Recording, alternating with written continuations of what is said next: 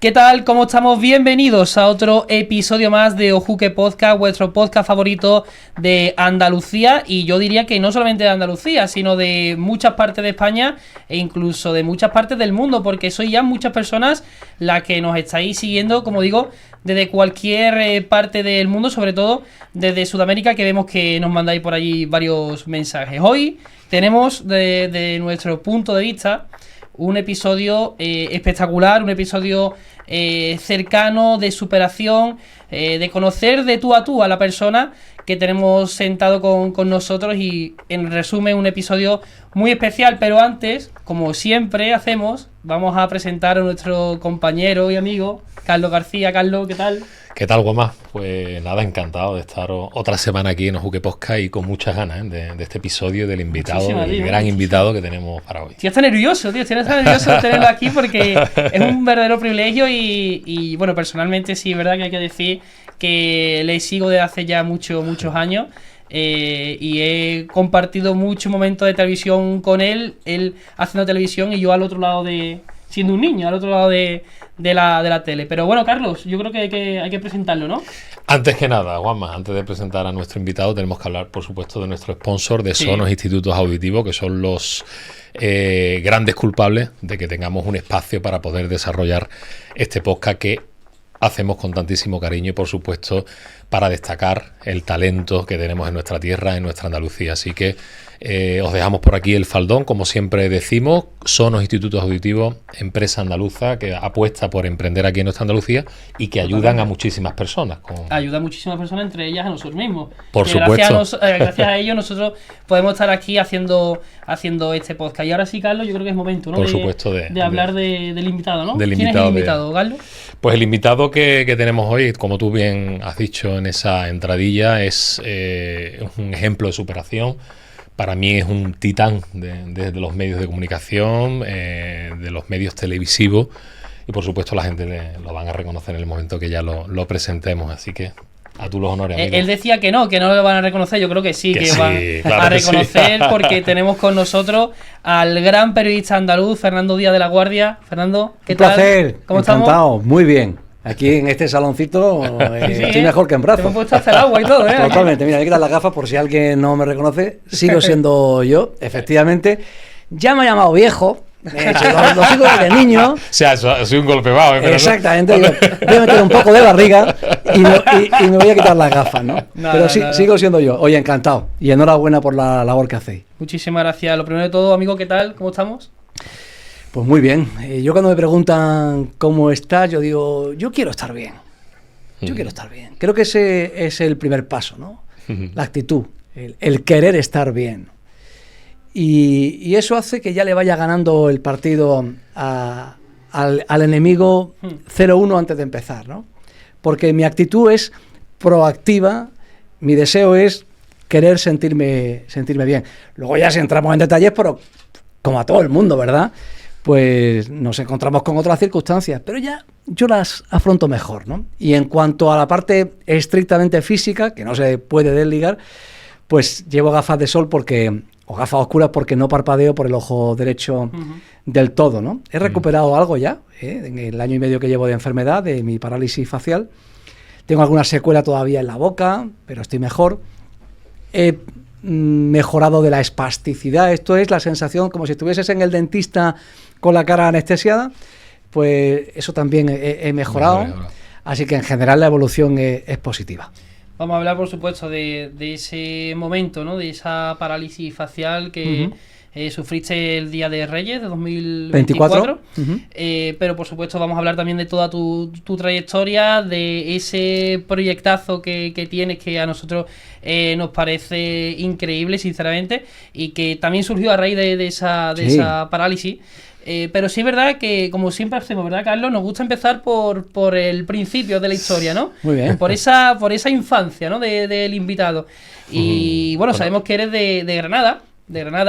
Naciste el año 1972, si no me equivoco. Correcto. Que decías tú, Fernando, que eres viejo. Yo creo que no, sinceramente, desde mi punto de vista. Pero soy el Michael J. Fox del Aljarafe.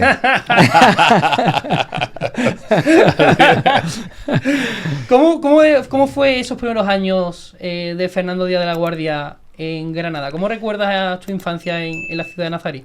Feliz. He sido un niño feliz y creo que una infancia feliz te marca para siempre. Mi patrimonio emocional se mueve entre Granada capital y Salobreña, un pueblo precioso en la costa tropical, sí, donde están mis primeros amigos, donde surgieron los primeros amores.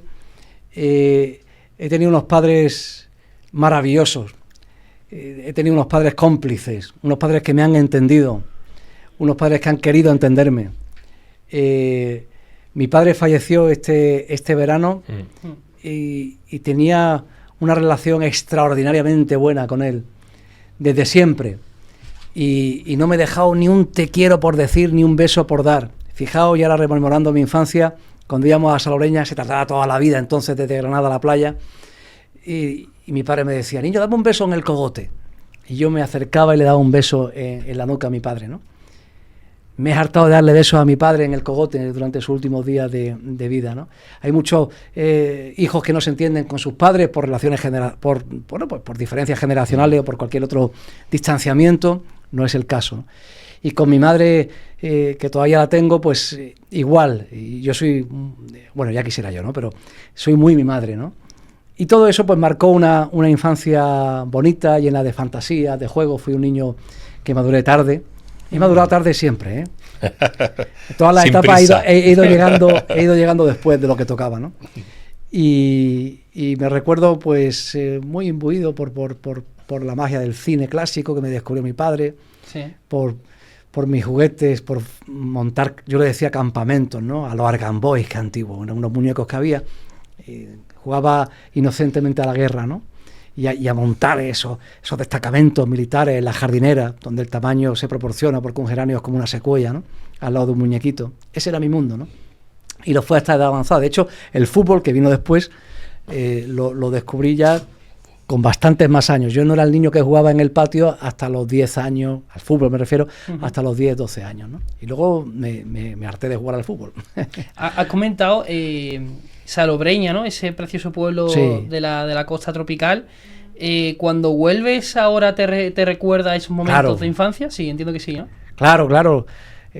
No me quiero poner estupendo, ¿no? Pero la Magdalena prusiana, ¿no? Cuando el autor de La búsqueda del tiempo perdido saborea la Magdalena y vuelve a su infancia, pues mi Magdalena es salobreña, sin duda. Allí bueno, están mis recuerdos, permanecen intactos. Luego te miras al espejo y han cambiado las cosas un poco, ¿no? Pero el entorno sigue siendo el mismo y las sensaciones siguen casi como entonces. Es bonito, Fernando, todo lo que estás contando y sobre todo el cariño que... Porque sí es verdad que yo cuando se habla de un granadino o algún referente de Granada, yo me acuerdo de ti porque sabemos bueno, muchas que gracias, por favor, sabemos qué honor. Yo que soy, los dos que somos cofrades, sabemos que has tenido el privilegio de pregonar la Semana Santa de Granada, has sido recientemente medalla de la provincia también. Sí. Eres una persona que no has perdido a Granada, ¿no? Que nunca has vivido, llevas muchos años ya aquí en Sevilla, pero tu Granada sigue siendo tu casa, tu refugio.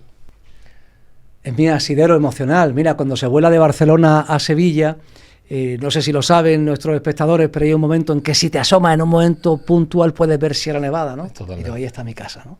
Qué bueno. Cuando vivía en Málaga tenía esa referencia porque desde el rebalaje de la playa de la Carihuela yo iba paseando y veía allí el Mulhacén, ¿no? Sí, para mí Granada tiene una significación muy especial en mi vida. Es una ciudad especial y está en mi recuerdo. Pero no solamente mi recuerdo, está mi presente, ¿no? Cuando voy la disfruto al máximo, sin añoranza, sin nostalgia, ¿no? Disfruto de cada paseo junto a los Cármenes del barrio del Albaicín, a la vista incomparable, valga el clásico o el topicazo de la Alhambra, ¿no? Pero que he fijado ese retrato desde el mirador de San Nicolás, estás viendo una cordillera alpina, delante una fortaleza medieval, islámica, en el centro el palacio renacentista primero que se construye en España, la casa del emperador del mundo, y aquí hay un valle que le dicen Valparaíso, qué buen nombre, ¿no? Con el río Darro, el río del Oro, y aquí está el Albaicín con sus cipreses disparados al cielo, ¿no? Dice Federico que Granada se encoge y se escapa por su puerto natural de estrellas. Fíjate qué bonito, ¿eh? No hay mar, pero están las estrellas, ahí tienes el puerto en el cielo, esa es la escapada del granadino, ¿no? Entonces es una ciudad que te evoca inspiración, que si eres medianamente sensible, si eres aficionado a la música, a la pintura, a la poesía, lo tienes fácil, porque los estímulos están alrededor si te fijas. Sí, lo aprecia, efectivamente. Fernando, al final en tu infancia en Granada lo has comentado también que aparece el deporte, que ahora por supuesto hablaremos de ello, pero al final aparece también, entiendo, el mundo de la comunicación, ¿no? Sí. ¿Tú de pequeño ya apuntabas manera en el sentido de, ensayar lo típico que se hacía que se hace con un boli, como si fuera un micrófono, como si fueras periodista? ¿Eso ya lo entrenabas tú? La importancia del maestro. En quinto de básica gané un premio de pintura. Cuando llegó el dibujo técnico en sexto de básica, no tuve suerte con el profesor y hoy en día soy incapaz de coger un lápiz y pintar algo. Se me machacó emocionalmente. Mi padre era pintor, era artista. Yo no sé dibujar. Sin embargo, en séptimo de básica conocí a don Cristóbal Piñar, el profesor de literatura, y al poco tiempo inició una actividad que era el guión radiofónico. Y dije, uy, qué interesante es esto, ¿no? Porque a mí me gustaba mucho escuchar a los locutores, sobre todo sudamericanos, de deportes.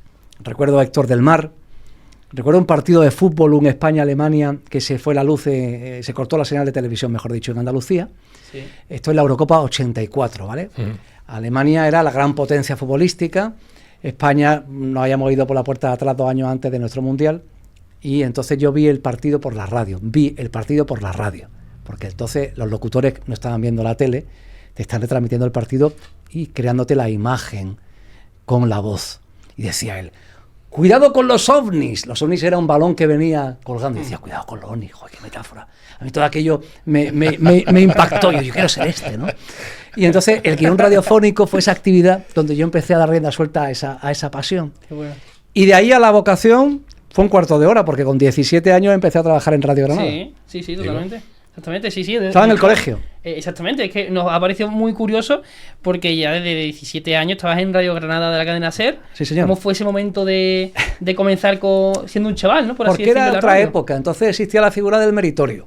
Eso hoy en día es impensable. Sin seguro, sin nada, nadie, ni yo mismo, calculaba la posibilidad de un accidente en un desplazamiento, claro, o una caída por unas escaleras, ¿no?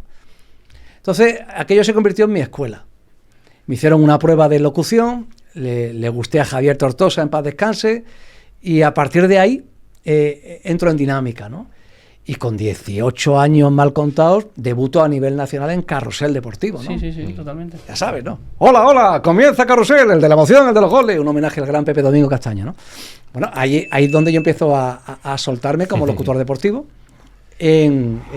como corresponsal para los partidos de baloncesto del desaparecido Oximesa, que era el equipo de básquet que había en Granada. Y así empecé. O sea que fue una continuación el colegio prácticamente para mí, desde aquel guión radiofónico que he contado en octavo de básica a la radio semiprofesional. Fue prácticamente una continuidad. Sí. Al final, claro, te sirvió. Está claro que te sirvió. Hombre, para... Aparte de la vocación que tenía, Fernando, contabas con una gran voz que a día de hoy... Bueno, muchas gracias. La tienes. Yo creo que todo sirve.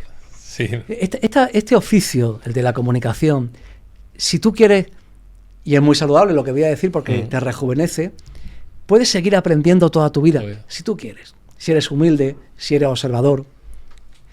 Yo he aprendido, luego si queréis entramos en esta parte, a entrevistar ahora. Ya me vale, ¿no? Después de 35 años. Sí, porque yo antes estaba pensando en la siguiente pregunta. Y ahora escucho al invitado, ¿no? Antes tenía todavía ese pellizco de... Ese gusanillo, ¿no? Bueno, el miedo al vacío, al silencio incómodo, ¿no? Sí. Pues eso lo he ido labrando con el tiempo.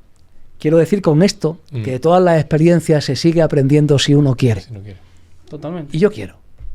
Totalmente. No, y me parece, al final, Carlos, súper curioso y sobre todo de que al final la vida está llena de aprendizaje y la vida continuamente estás aprendiendo.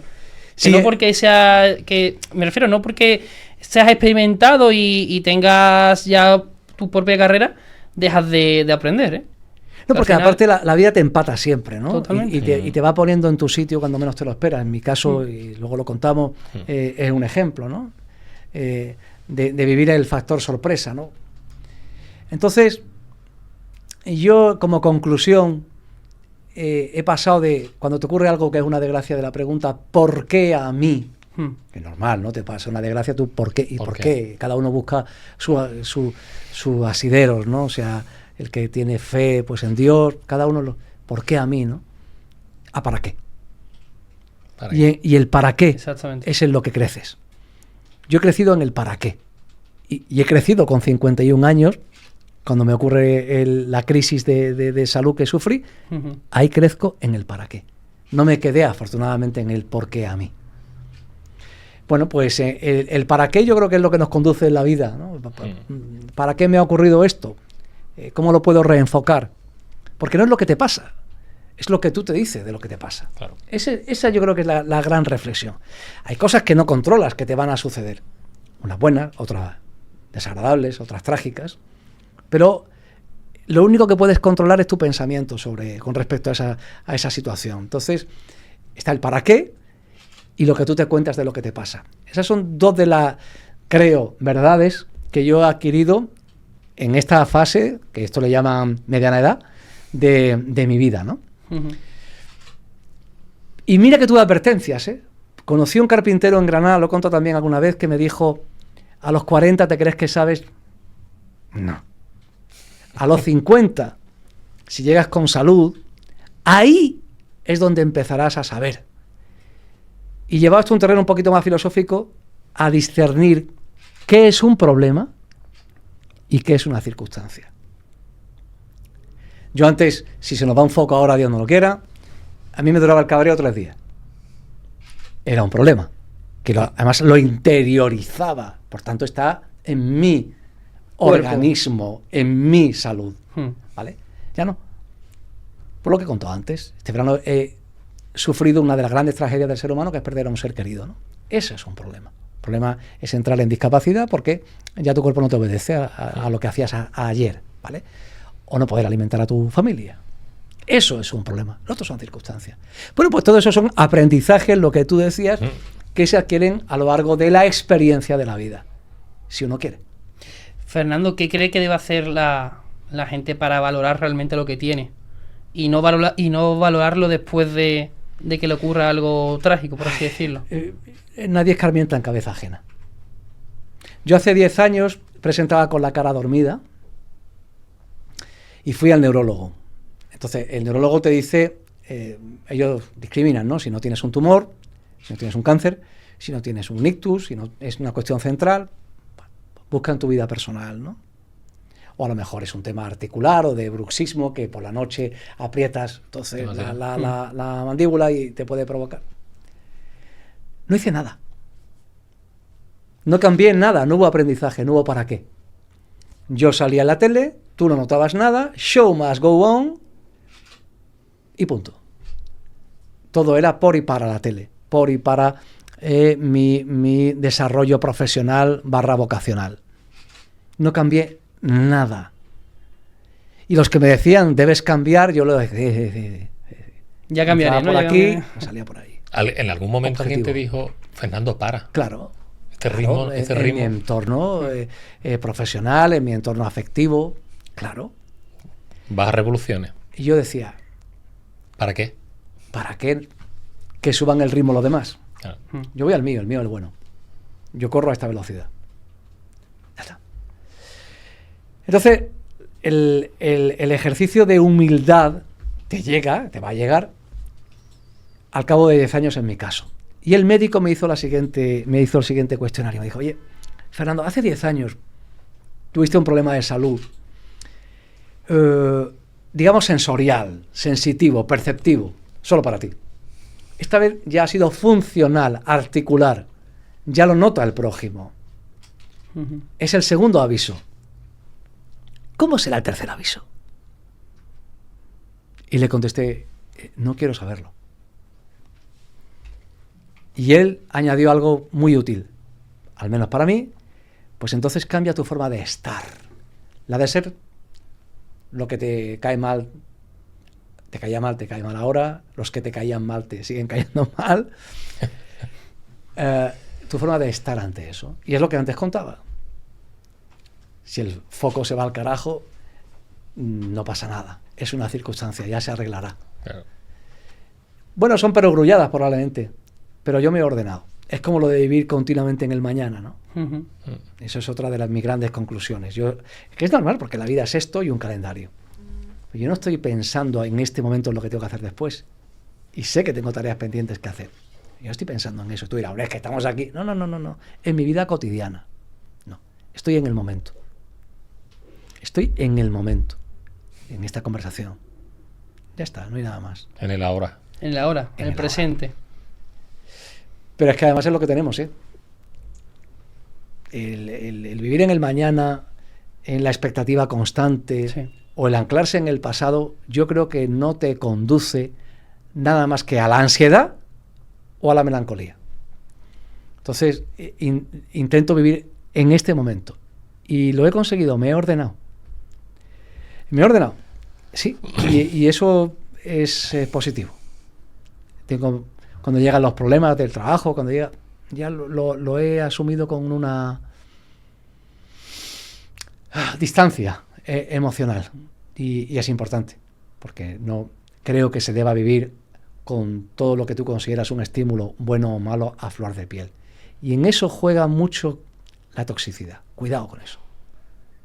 El que se quede en tu cabeza la persona equivocada. Que hagas dueño de tu estado de ánimo a quien no lo merece.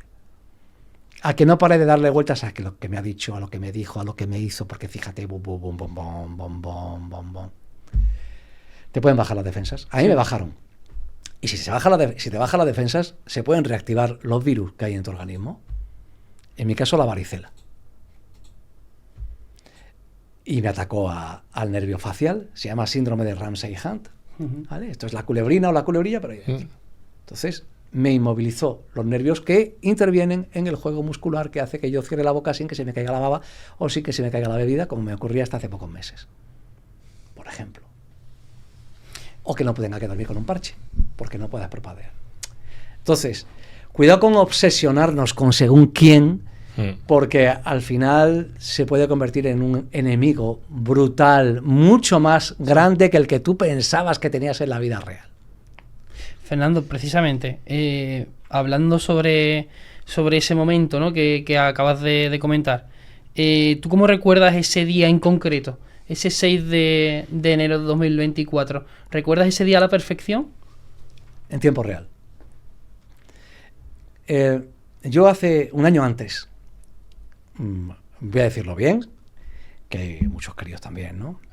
Muchos críos de 0 a 100 años, digo. Yo le eché una mano a Su Majestad el Rey Melchor en su carroza en la cabalgata de Reyes de Granada, ¿no? Un año después no iba en una carroza, iba en una ambulancia, ¿vale? Porque pensaban que tenía un ictus y íbamos camino del Hospital Virgen de las Nieves. Ahí empezó la relativización de las cosas. O sea, un día vas en una carroza y otro día vas en una ambulancia. Esa es la vida. Bien, ese día, cuando salimos de la cabalgata que fuimos a verla al año después, yo empecé a notar cierta molestia en la nuca. Y mi hijo no me advirtió nada, un chico muy discreto, mi Fernandito. Al día siguiente sí me comentó: papá, tú ya ayer no parpadeabas por el ojo derecho. No me he dado ni cuenta. Sí, es verdad que me vi una expresión un poco rara en una churrería que entramos a aprender, que había una columna de espejo, y me vi reflejado y vi una expresión un poco rara, como la ceja desplazada, ¿no? Pero es que no tenía la ceja desplazada, tenía media cara caída, la ceja estaba en su sitio. Sí, sí, sí. ¿Vale?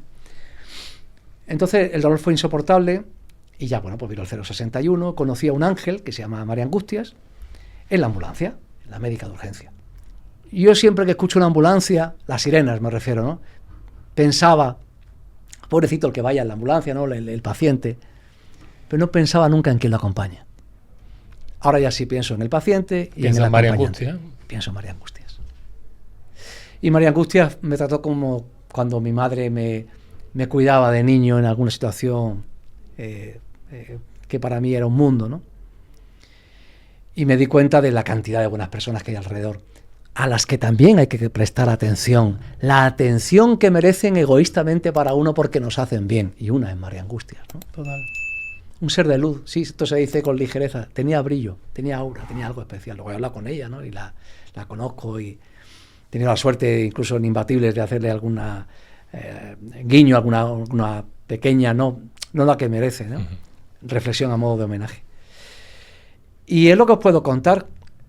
Ya de alguna forma supe que mi vida iba a cambiar. Y mira que las parálisis faciales hay quien las pasa en un mes, ¿eh? ¿Te diste cuenta ahí, Fernando? Sí, yo tenía el pálpito de que esto no era, ¿cómo se llama? Idiopática. Las parálisis hay de dos orígenes. Unas son centrales, que obedecen a lo que ya he dicho, a un tumor, a un ictus. Y otras le dicen periféricas, ¿no? Y los médicos decían, puede ser idiopática. Idiopática es que no saben lo que es. Y decía, idiopática que es de idiota, ¿no? O puede ser por un virus, ¿no? Y al final sí, por desgracia era el virus. Luego vino un proceso largo y complejo de asimilación, ¿no? Tu propio luto, digamos, ¿no? Tu propio duelo, mejor dicho. Y ahí lo pasé mal, muy mal. ¿Cómo fueron esos meses, esos primeros meses muy duros, de luto, por así decirlo? Sí, complicado. Lo que pasa es que, verás, para estar bien debes tener criterio. Porque en la vida todo es por comparación. Para estar bien debes tener criterio de saber lo que es estar mal. Porque si no, no sabes lo que es estar bien. Claro. No sabes lo que es estar bien, ¿no? Si tú toda la vida te caes todo por la chimenea y todo, pues no tienes comparación posible, ¿no? Entonces, yo me permitía quedarme en la cama y llorar, lo que tuviera que llorar. Pero al día siguiente hacía el esfuerzo. Me levantaba y me iba a unos pinares que hay cerca de casa con mis perros, con mi Choco y mi Jimbo. Y escuchaba música, no oía, escuchaba música. Siempre he sido un gran aficionado a la música, al rock en particular. Y escuchaba música. Los músicos me salvaron la vida. Porque fíjate en esta canción, el arreglo de este tema en el concierto no lo hacen igual. Fíjate, la batería suena distinta a como la hacen en el disco tal. ¿Y qué ocurría durante ese intervalo? No entraba la vocecita. No entraba la ruina. No hay espacio. Te despejaba totalmente. Claro, el espacio lo ocupas tú. Cada uno es lo que... Hay quien lo hace en el deporte, hay quien lo hace en lo que sea. Yo lo hacía en la música. En la música y en la naturaleza. Es un proceso complicado. Yo estaba trabajando en Mediaset, yo era un presentador de una cadena nacional, en un programa por la tarde de relevancia, con repercusión política, social, y todo eso se va a negro. Ahí me llega el fichaje en Mediaset cuando yo tengo una edad, ¿eh? Yo voy ya talludito por segunda vez a Madrid y conoce a todas las figuras y tú te sientes en ese ambiente y en ese nivel, ¿no? Y además me trataron con mucho cariño. Entonces, que de repente todo se vaya al traste, no es fácil de asimilar, ¿eh? No es fácil de asimilar. Y más Fernando... Sí, Carlos. No, y aparte con una carrera tan prometedora, aunque te llegara a una cierta edad, pero ya era tu despegue, era tu consolidación a nivel nacional. Sí. Tenía proyectos, había planteamientos interesantes. Y todo, Fernando, se desvanece ese 6 de enero. Ahí empieza a desvanecerse, sí. Pero luego hay un crecimiento personal y hay un contraste, ¿no? Claro. Eso es. Porque yo aquí en el Hospital Virgen del Rocío de Sevilla he hablado de María Angustia y siempre hablo de Vanessa y de María José, ¿no? Conozco a dos pacientes, dos mujeres. A una le habían extirpado la nariz por un cáncer. Fíjate lo que es estar un tiempo sin nariz, ¿vale? Con el hueco. Y a otra le habían extirpado parte de la barbilla por una malformación que le causaba hemorragias que eran incompatibles con su supervivencia, ¿vale? Entonces, claro, cuando yo hablo con ellas y digo, bueno, yo tengo parálisis facial, ¿no? Fue como, yo no tengo nada, porque la vida es por comparación, repito. Sí. Me dijeron, no, perdona, tú sí tienes un problema. Tú sí tienes un problema. Tú eres comunicador, ha condicionado tu vocación, tu carrera, el pan de tus hijos, etcétera. Tú sí tienes un problema. Es más, de alguna forma me animaron a lo siguiente, te agradeceríamos que lo contaras. Porque hay personas que sufren complejos, que van por la calle, que las miran en el metro, en el autobús, porque tienen una quemadura en la cara, porque han tenido un cáncer de la parótida que les ha provocado una parálisis facial, en muchos casos difícil, que no sea irreversible. Entonces te agradeceríamos que lo contaras. Y ahí el para qué creció muchísimo. Claro. Dije, para esto era. Porque ¿qué sentido tiene que un presentador se quede con media cara bloqueada? El sentido donde estaba. Aquí empezó a aparecer la respuesta. Y se llamó Imbatibles. Donde el comunicador de siempre, a través de su enfermedad, se reinventa y todo cobra sentido. Y empieza un proyecto de comunicación social útil, enfocado a lo que se denomina servicio público, digamos, de alguna forma, pero también sanador para mí.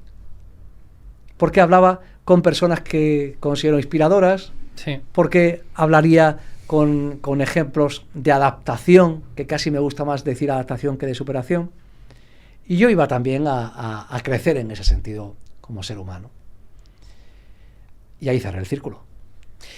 O sea, que gracias a esas personas que te animaron a preguntarte en ese para qué, tenemos un proyectazo como Imbatible, ¿no? Sí. Es que muchas veces el proyecto que tú elijas no debe ser forzado o por un interés meramente económico que te venga, sino porque parte del corazón, de tu vinculación emocional, de tu apasionamiento, y debe partir de manera natural. Y para mí era natural. No es que me ha dado por ahí, es que realmente tenía un problema y me vi en la necesidad de contar las herramientas emocionales que yo he usado y empleo para salir adelante y afrontarlo. Y no solo, sino que además quiero conocer otras circunstancias y otros casos para seguir aprendiendo, ¿no?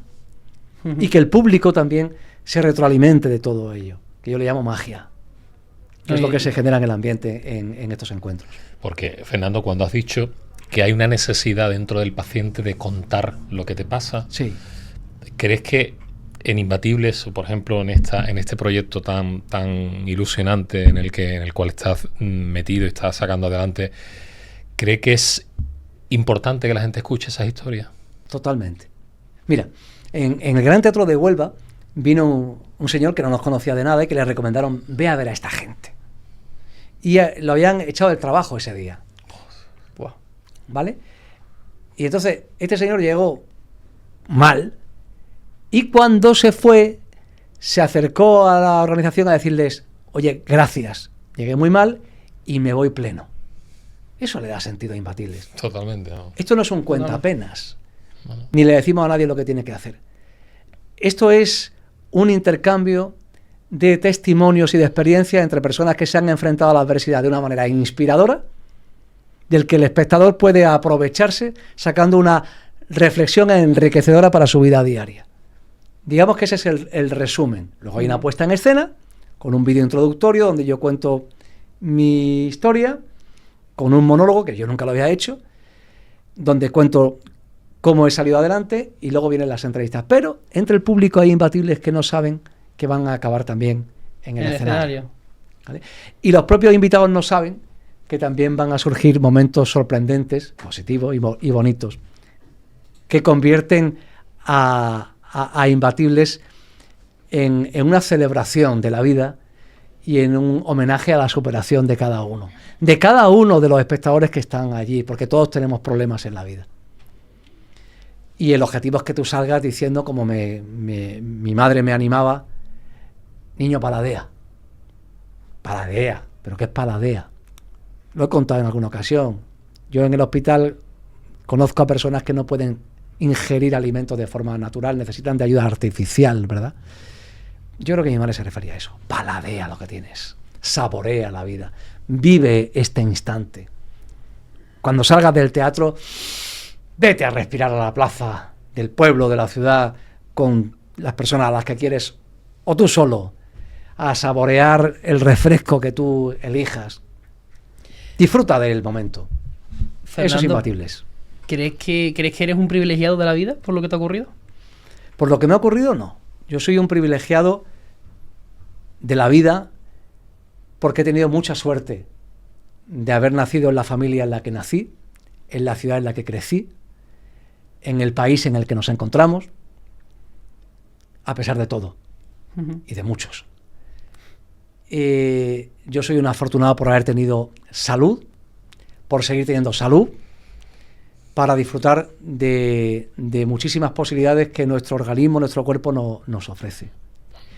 La clave está el día en que recuperé la sonrisa, que yo la había perdido. No podía sonreír, salvo que pareciera un personaje raro. Es importante sonreír. Pues si yo sonrío, tú sonríes por efecto espejo, ¿veis? Se produce. Total, ¿eh? Esta sí, Sí. ¿vale? Y si tú miras a un bebé, Y le sonríe. le sonríes, pero el bebé no te devuelve la sonrisa porque tú no estás sonriendo. Tú crees que estás sonriendo, pero tú no estás sonriendo. Entonces, cuando tienes un cáncer de parótida, contra el ejemplo antes, y te seccionan el nervio facial y te provocan parálisis facial, ¿qué le pide el paciente al médico, al maxilofacial, que es quien opera? Dibújame una sonrisa. Fíjate la importancia de sonreír. Yo no podía sonreír y volví a sonreír. Entonces no puedo parpadear. He perdido el parpadeo espontáneo, aunque pueda cerrar ya conscientemente, que es un gran avance en el ojo derecho. Pero puedo sonreír, pero puedo escucharte, pero puedo hablar, pero puedo sentirte. Por tanto, soy un privilegiado. Tengo un montón de cosas que yo pensaba que las tenía de fábrica y que me venían por derecho, hasta que las pierdes. Y yo no quiero perder más. Pero, lógicamente, el proceso de la vida nos llevará a otras limitaciones. Pero en el durante voy a disfrutar del privilegio de la vida. Por tanto, me siento un afortunado por todo eso, pero no por la enfermedad. Para mí la frase "lo que sucede conviene", yo no creo en esa frase.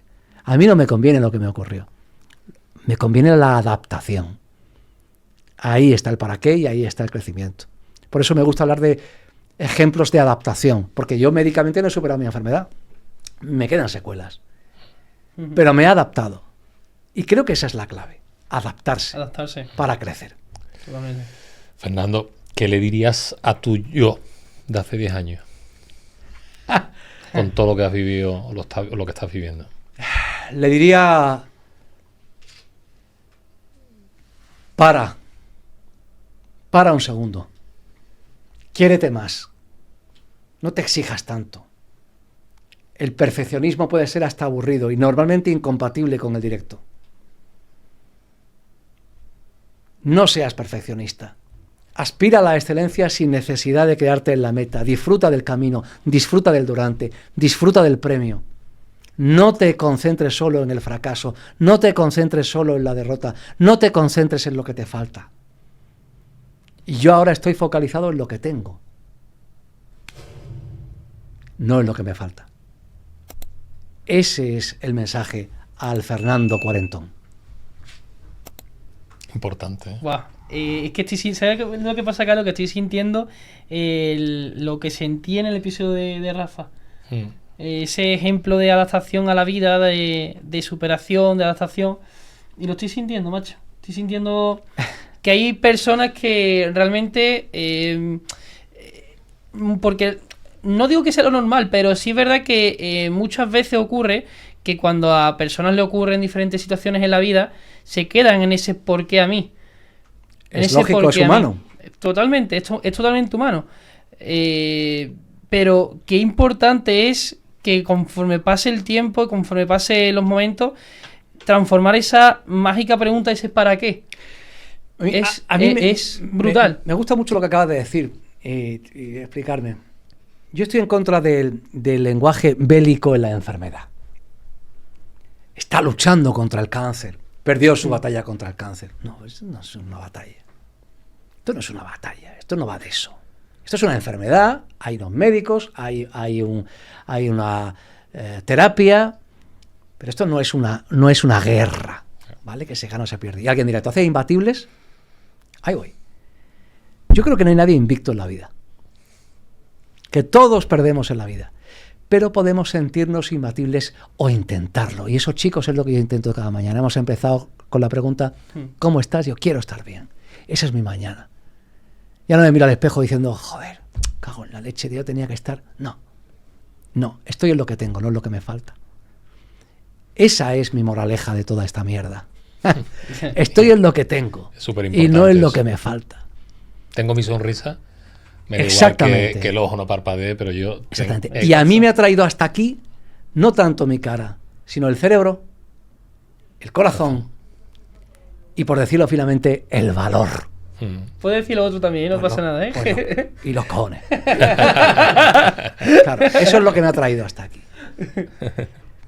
Y yo sigo siendo comunicador. Yo no quise aparcar mi coche bonito porque no parpadeara. No. Me subí en escenario con gafas, con media boca, como fuera, y yo voy a seguir haciendo lo que me gusta y para lo que creo que he nacido en gran medida, que es para contar cosas, para comunicar, para escuchar a los demás y para que, fíjate que no lo haya hecho nunca, los demás también puedan aprovecharse de mi propia experiencia. Ojalá que sí, para crecer. Fernando, una pregunta que se me acaba de venir a la cabeza, sinceramente. Esas son las mejores. Totalmente, ¿eh? No sé si será un poco tonta, ¿no? Pero yo creo que te lo quiero preguntar. ¿Tú crees que si no hubieras sido comunicador y te hubiera ocurrido esto, hubieras actuado de una forma totalmente diferente? Es decir, si no me hubiese ocurrido la enfermedad, ¿y yo que dónde estaría, no? Claro. Bueno, pues yo normalmente seguiría trabajando en la televisión generalista de manera convencional, probablemente porque no pensarlo, me hubiese ido bien, como he dicho, tenía proyectos, etcétera, y hubiese seguido estirando el chicle.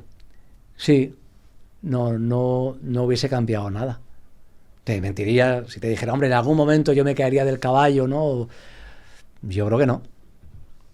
Yo creo que no. Yo he hecho verdaderas barbaridades trabajando. ¿Y si no hubiera sido comunicador y te hubiera ocurrido la enfermedad? Pues no me lo planteo. Realmente yo en mi vida he tenido varias facetas, pero todas tienen que ver con lo mismo. Es decir, yo tuve un grupo de rock y me lo tomé en serio. Sí, o sea, que la gente pensaría, a lo mejor un grupo de rock y me verían como, sería un grupete de niños pijos, ¿no? Porque, no, yo iba con los pelos largos, tenía un rombo pintado en la cara, ¿vale? O sea, no me conoces. Yo tenía un grupo de rock psicodélico y saqué discos y canté por toda España. Has cantado ahí, lo ves. Sí, Cristiano, ¿no? Nadie dijo bien el nombre del grupo, eso fue todos los errores de mi vida. O sea, los dos no sabíamos definir, pero eso Cristian es Vamos a ver.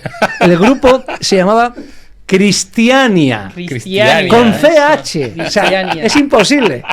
Éramos los cristianos. Porque, los Tiffany. Vamos a ver, lo cuento muy rápido. El guitarrista de la banda, Pablo, se fue a Copenhague. En Copenhague hay una comuna hippie que se llama Cristianía, que viene el nombre de la época romana, ¿vale? Allí había una base de la OTAN, que aquello se cierra en los 60 y se convierte en una comuna hippie, en una ciudad con una barriada de Copenhague, una especie de independencia, de propia disciplina interna, de medidas muy libertarias. Y me dijo, joder, esto es la hostia, tío. Cristiania, venga, para adelante. Pero fue un error comercial, porque nadie tenía un sentido conceptual, por lo que acabo de contar, porque nuestras influencias el concepto sigue el contexto, 60, todo es brutal. Bob Dylan, Led Zeppelin, Jimi Hendrix, David Bowie, T-Rex, tal, por ahí.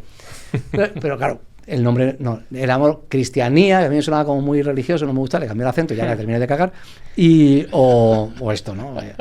O Cristian, nadie lo hacía bien. Ahora, sí es cierto que me lo tomé, como todo lo que hice en mi vida, o he hecho, me lo tomé en serio. Grabamos 2 discos, tuvimos una producción artística buena, lo produjo Ricardo Texido, que fue el fundador de Danza Invisible, teloneamos a grandes bandas, soy muy jóvenes, pero en fin, a los Pretenders, que era los Pretenders es la banda que telonea a U2 en el Bernabéu, cuando tocó U2 en el Bernabéu, una de las pocas bandas con una cantante femenina, Chrissy Hynde, que se convierte en una leyenda para siempre. Pero, yo qué sé, a los Antonio Vega, a Burning, a todos los grupos de Granada, La Guardia, 091, Los Planetas, también estuvimos en festivales, tocamos en la Sala Sol de Madrid, en fin, nos tomé en serio, ¿eh? Y yo quería ser Jim Morrison. Yo vi la película The Doors de Oliver Stone en el 91 y dije, yo quiero ser como ese tío. Entonces me creé un personaje, me compré un traje de Arlequín, pero no para imitar al Ramoncín, que admiro mucho, no, de los 70, no, para imitar más bien al David Bowie, ¿no? Del Ziggy Stardust. Yo tenía ese punto, yo quería ser artista de la pista y estrella del rock and roll. Yo quería ser eso. Y de hecho aplacé mi carrera en la radio, casi se va al traste porque me quedaba afónico con frecuencia. Me dijo la foniatra, o cantas rock o cantas goles, pero tú no tienes cuerdas vocales para cantar tantas cosas distintas. Y al final tuve que elegir con el eso tiempo. Decir que al final tuviste que elegir, ¿no? Que no, Hombre, no el podías concierto compaginarlo. de despedida de Cristiania, porque nos rompimos un par de años antes, Sí. se celebra en Alcalá la Real, Jaén, cuando yo ya estoy en Canal Sur presentando informativos. ¿En serio? No sabía eso. No lo sabe casi nadie. Fletamos un autobús en Granada, lo llenamos de colegas y nos fuimos a Alcalá la Real, que ahí teníamos bastante público en su día. Llegamos a tocar en la antesala de Endosur, que es el gran festival de Alcalá la Real. Hacen como un prólogo, hacían. Y tocamos ahí y tal. Y este último concierto ya fue en una sala, ¿no? Pero yo ya estaba en Canal Sur. Wow. O sea que casi yo, digamos que me corté el pelo, me quité la chupa y me puse corbata y a presentar el telediario con la cara del yerno ideal, pues al par de años del cierre de Cristiania. Fernando, así fue. ¿Qué te daba la música que casi aparcas tu carrera en la radio? No es la música tanto, es el escenario. El Yo nunca fui un buen cantante, pero no fui un mal intérprete. Y eso lo he redescubierto en Imbatibles. El teatro es la gran verdad de la comunicación. La televisión es muy mentirosa. La televisión es con D de edición, editable. ¿Vale? Sí. Y en muchas ocasiones debería ser evitable. Entonces, en la tele te pueden llevar un público de autobús y bocadillo que va a tu programa o a otro. En un teatro va la gente que quiere ir. Que paga una entrada para que paga una entrada o que va por una invitación, pero que decide suspender 2 horas de su vida para ir a verte. Totalmente. Y tú sabes si se mueven en la silla porque están ya hasta el gorro de escucharte, ¿vale? Si se les abre la boca, si miran el móvil, o si están emocionados, si se están divirtiendo porque se ríen, porque hay una... Eso es maravilloso, señores. Sí. Ese es el gran estímulo y la gran causa. Y eso yo lo aprendí en Los Garitos, con mi banda. Sí, porque ahí tú tenías al público encima...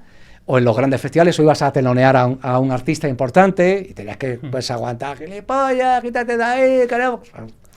Estas cosas las he vivido yo, ¿no? El técnico se ríe porque es bajista, ¿sabes? Ya pasa igual de acaba ya, tal. Estas cosas yo las he vivido. O tener al público aquí delante, por cierto, fumando todo el mundo, y estar exponiéndote a tope, como un frontline. Yo no llevaba instrumento musical más que el micrófono, ¿no? Y yo ahí aprendí muchísimo. Es lo que te decía antes, todas las experiencias suman, nada cae en saco roto. Totalmente. 30 años después me vuelvo a subir a un escenario, desnudo emocionalmente, frente al público a contar mis cosas, y me dije, esto es lo mío, no el plató, es el escenario donde yo estoy a gusto. Es más, le dije a Nacho Lagos, que es el CEO de la APA Creativa, la empresa con la que se hace, la productora audiovisual con la que se hace Imbatibles, una gran persona, un amigo que cuando yo no quería que me viese nadie, iba a mi casa, me recogía y me llevaba a la cafetería. Bueno, pues además es el CEO de la productora que hace Imbatibles. Le dije, Nacho, si yo no me siento bien, porque yo nunca he hablado de mí haciendo esto no sigue. Cortamos. Nace y muere en Granada, que como decía Juan Ramón Jiménez, iremos cada otoño a morir un poco a Granada. Es un buen sitio para morir Granada. Pues ahí acaba. Pero me sentí bien. Y entonces me sentí bien en parte por el escenario. Dije, este es mi mundo. Y por eso seguí. Y vaya que si seguiste, Fernando, sí, que... Salió un poco del vocalista de Cristian. Sí, correcto. Ahora lo has dicho bien, ¿eh? Ha hecho Cristian y ha ido un fade out, ha bajado un poquito el volumen, ¿no? Sí, digo, a ver dónde viene el Cristian. Si seguimos así, nos hacemos virales y volvemos a vender discos. O vendemos discos. Juntamos la banda, otra vez. Aquí tenemos un bajista, o sea que... Totalmente, ¿no? Eso cuando queráis. De hecho, en Imbatibles, no lo sabéis, y no lo debería de contar porque es un secreto de este acto todavía joven, el cierre musical. ¿Y sabéis quién canta? No. Tú. Vale, ahí te he visto rápido. Iba a dejar un poco de suspense, pero del tirón. Sí, canto una canción, no voy a decir cuál. Sí. Salió muchas veces por redes, pero bueno, una canción que tiene un mensaje muy de karaoke, que tiene un mensaje bonito dedicado a los Imbatibles y al público. Bueno, ya, ¿qué más da? Es una canción que de mi admiradísimo Coquemaya, uno de los artistas que me han salvado en los peores momentos, su música. Y ya sabéis cuál es, que tiene diferentes interpretaciones, también la propia de Coque.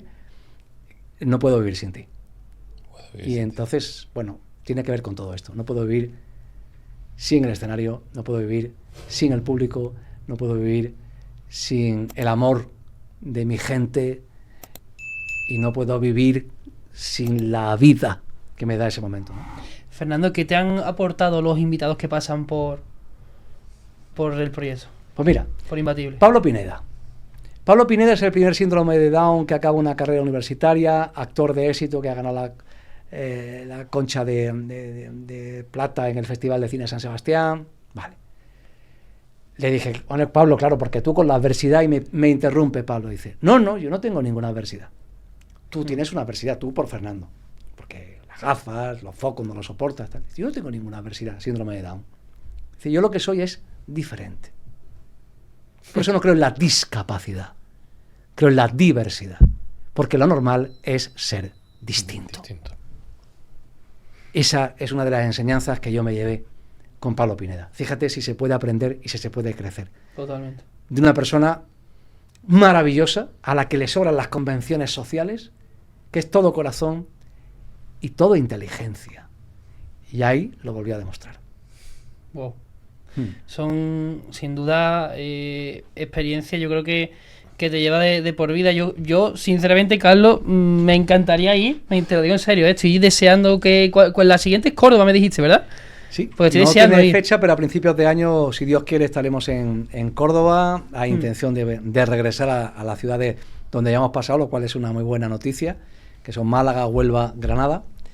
Y Sevilla me gustaría hacerlo en un recinto más amplio. Lo hemos hecho en el Teatro de la Capitanía, que es un sitio precioso, espectacular. Nos han tratado de lujo. Pero es verdad que tiene un aforo muy reducido. el aforo. Y al final, como ya era por invitación, casi como que te da apuro invitar a nadie más por si llegan al recinto y se encuentran sin la opción de poder acceder, ¿no?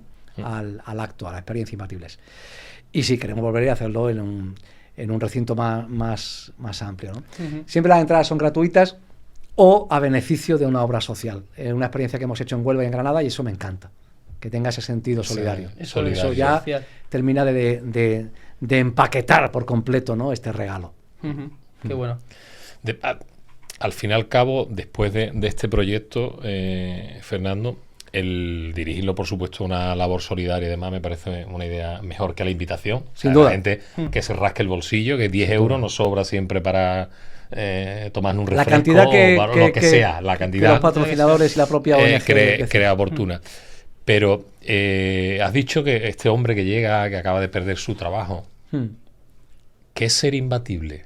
¿Qué transmite el ser imbatible? Vivir conscientemente. Vivir conscientemente el momento. Saber lo que tienes. Y no quedarte, insisto, en lo que te falta. Distinguir entre problema y circunstancia. Ordenar tus prioridades. Saber que aunque sea un aforismo casi, ¿no? De azucarillo, de tetería, ¿no? Que si levantas la cabeza y te sales del móvil, alrededor están pasando cosas maravillosas. Es que esa persona que llega en su ahora, que acaba de perder el trabajo, que a lo mejor en su familia es el sustento para mantener y darle de comer a sus hijos, el salir con otra actitud, tiene que ser Ainhoa Arteta, una experiencia... Claro, Ainhoa Arteta en Sevilla, fíjate... Una cantante de éxito internacional, una de las grandes voces de la lírica, soprano, prestigiosa, ha cantado en los mejores teatros del mundo. Una vida, sin embargo, compleja, difícil. Se ha enfrentado en ocasiones a casi lo peor que te puede suceder. Y entre otras cosas, Ainhoa cuenta que la muerte le ha cambiado la vida. A ella le salvan la vida en Sevilla, en el Hospital Virgen del Rocío, ¿vale? Bueno, una infección generalizada, una septicemia, que la pone en una situación extrema y le dan incluso horas de vida, ¿no? Hasta que los médicos aciertan, porque ella era alérgica a la penicilina, pero era o penicilina y quizá fallezca por shock anafiláctico o muere por las circunstancias del devenir de su enfermedad. Y eligen penicilina y se salva, ¿no? Entonces, Ainhoa te cuenta desde una autoridad total, que es la experiencia que acabo de describir, lo maravilloso que es vivir. Y a veces te tienes que sentir en una circunstancia extrema para disfrutar lo que tienes, que es mucho, y tú no lo sabías. Bueno, intuías, pero ¿qué más da, no? Lo das por sentado, que te pertenece. Y no te pertenece. Ser imbatible yo creo que es ser consciente de tu vulnerabilidad. Ser imbatible yo creo que es tener conocimiento de tus límites. Ser imbatible es poder sentirte conscientemente, deliberadamente, lo mejor que puedas dentro de tus circunstancias, porque siempre podría ser peor. Creo que esas son las conclusiones que yo he ido aprendiendo a partir de la enfermedad y que he asimilado y que me han vuelto o me han hecho de alguna manera más consciente y, por tanto, fuerte ante los verdaderos problemas de la vida. Fernando, ¿hasta dónde te gustaría, por así decirlo, llevar a este proyecto, a Imbatibles?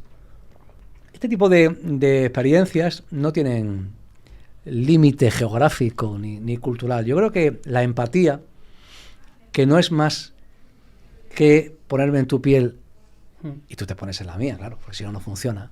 Esto es uno de los grandes problemas en la convivencia, ¿no? En las parejas, en las relaciones laborales. O sea, yo me pongo solo en mi piel y me quejo de todo, ¿no? Pero no me pongo en la tuya, ¿no? Pero yo creo que la empatía, que es ponerte en la piel del prójimo, cuando das rienda suelta a esa generosidad, te sientes mejor, ¿no? Y eso se entiende en cualquier idioma. Y eso es lo que hacemos en Imbatibles. Ponernos en la piel de la otra persona por gusto, por egoísmo, por aprender de cómo lo hace él, para salir adelante. Entonces no hay límite. En ese sentido no está circunscrito a una provincia o a una cultura o ni siquiera a un idioma, ¿no? Lo que tenga que ir viniendo llegará y la obra irá pidiendo material. En jerga de albañilería. Has dicho algo que me parece muy interesante y es el tema de la empatía. Sí, es verdad que desde mi punto de vista estamos viendo una sociedad cada vez más pasota, menos empática con el resto de personas. No sé si en ese sentido estás de acuerdo con mi opinión. No sé si ves que la sociedad cada vez va más a su rollo, por así decirlo, que no se pone en la piel de los demás. Yo creo que también es un argumento que nos hemos dicho en demasiadas ocasiones y que al final, a fuerza de comentarlo, parece que es verdad, ¿no? Yo, sin embargo, conozco otras realidades que hablan de un ser humano solidario y un ser humano empático y un ser humano que se siente bien en la ayuda. Por tanto, yo tengo esperanza que esa realidad exista y cada vez en gente más joven. Que es capaz de levantar la cabeza y familiarizarse en lo que le ocurre a los demás, ¿no? Pero sí es cierto que desde la comunicación oficial y comercial se nos proyecta un mundo perfecto, supuestamente perfecto, sí, normativamente perfecto según unos códigos y unos cánones que parece que todos los que no entran o entramos en ese mundo somos unos marginados, ¿no? Yo Imbatibles, entre otras cosas, lo he hecho por combatir lo normativo. Pues se supone que un presentador tiene que ser el modelo de corrección física, ¿no? Y no. Esa es otra de las... Sí, el típico guaperas, ¿no? Sí, bueno, convencionalmente correcto. Correcto, ¿no? Sí. Yo creo que en Imbatibles, precisamente por la naturaleza de quien lo crea desde su realidad, que soy yo, rompe con ese cliché y rompe con ese molde, ¿no? Y acentúa el discurso de Pablo Pineda de la diversidad. De lo normal es ser distinto. Y yo creo que en esa comprensión de la diversidad, la juventud, no quiero generalizar tampoco para bien, creo que crece o que ha crecido. O yo me he encontrado una generación mucho más abierta en ese sentido que en la que yo crecí. Así que tengo esperanza. A pesar de que algunos se empeñen en crear como una especie de corriente de opinión que nos lleva hacia el egoísmo y el egocentrismo como manera de entenderlo todo. Pero yo creo que también eso es así por, al final, proyectos como el tuyo, donde realmente se pone en valor esa diversidad que existe desde mi punto de vista. Por eso creo que es necesario. Modestamente lo digo. Creo que es necesario un proyecto como Imbatibles porque nos pone delante del espejo. Sencillamente. A todos y cada uno. Y a veces hay que mirarse al espejo y hay que mirarse con nuestros defectos, pero también buscando aquello que puede ser bonito y que puede sumar y que puede aportar, ¿no? Muchas personas que viven ensimismadas en su defecto, en su carencia, y a lo mejor tienen otras cosas que son estupendas para ofrecerlas. Yo siempre digo que el amor propio es el mayor ejercicio de generosidad con el prójimo. Pues si yo estoy bien, no doy el coñazo. Si yo estoy bien, mi entorno está bien. Claro. Si yo estoy todo el rato quejándome, todo el rato mal, todo el rato... pues la gente que me quiere está mal. El amor propio es interesante. Y el amor propio bien entendido. El amor propio entendido en cuidarte. Para poder cuidar tienes que estar tú lo mejor posible, ¿no? De aquí. Y eso también creo que tiene que ver con la puerta y la cerradura. Si en tu casa hay una puerta con una cerradura y tú dejas entrar a quien te place o a quien te favorece, en tu cerebro ¿no crees que también debería haber una puerta y una cerradura para que entrara lo que tú quieres que entre y no que se quedara allí a vivir cualquiera o cualquier pensamiento desagradable? Pues si conseguimos tener la puerta y blindar según qué estímulos negativos, a lo mejor podemos crecer en autoestima y en ese amor propio bien conducido. Y yo ando en ese ejercicio diariamente. No es fácil, ¿eh? No, para nada. La toxicidad puede ser el enemigo sí. mayor que podemos tener en nuestro día a día, en nuestra... Sí. La toxicidad para mí es el mayor enemigo de la convivencia y de las relaciones sociales. Y desgraciadamente en el medio laboral, que a veces se ha convertido en el último campo de batalla, en palabras del psicólogo Iñaki Piñuel, de Occidente, ahí la toxicidad puede envenenar al ser humano y volverlo tremendamente infeliz y peligroso para el prójimo también, porque eso se retroalimenta. Es decir, el que recibe toxicidad puede también devolverla, generarla, sí, devolverla al prójimo, ¿no? A quien quizá no tiene nada que ver con esa relación tóxica, pero acaba pagando los platos rotos y eso se va extendiendo como una especie de virus, ¿no? De epidemia. ¿Eso lo has eliminado de tu vida, Fernando? Trabajo todos los días en esa dinámica. Por eso digo que es que esto no va de héroes y de personas claro, insuperables, ¿no? Esto es un ejercicio diario porque ese tipo de estímulos negativos están ahí al orden del día. Tú levantas la cabeza y miras si hay cosas maravillosas alrededor, que son las con las que yo entiendo que hay que intentar aferrarse, pero hay otras que siguen estando ahí y que te pueden hacer mucho daño. Bueno, pues esas son las ante las que yo intento ocupar el espacio. Fernando, ¿cómo es tu día a día ahora mismo? Es decir, ¿ha cambiado mucho en relación a ese momento que ocurrió en ese día de Reyes? Sí, me he reenfocado en positivo. Y cuando viene la tragedia, como por ejemplo este verano ya he contado lo de mi padre, sí. Pues lo vivo también conscientemente. Yo estoy muy triste con la ausencia de mi padre. Lo echo de menos cada noche, que lo llamaba cada noche. Pero me siento en paz.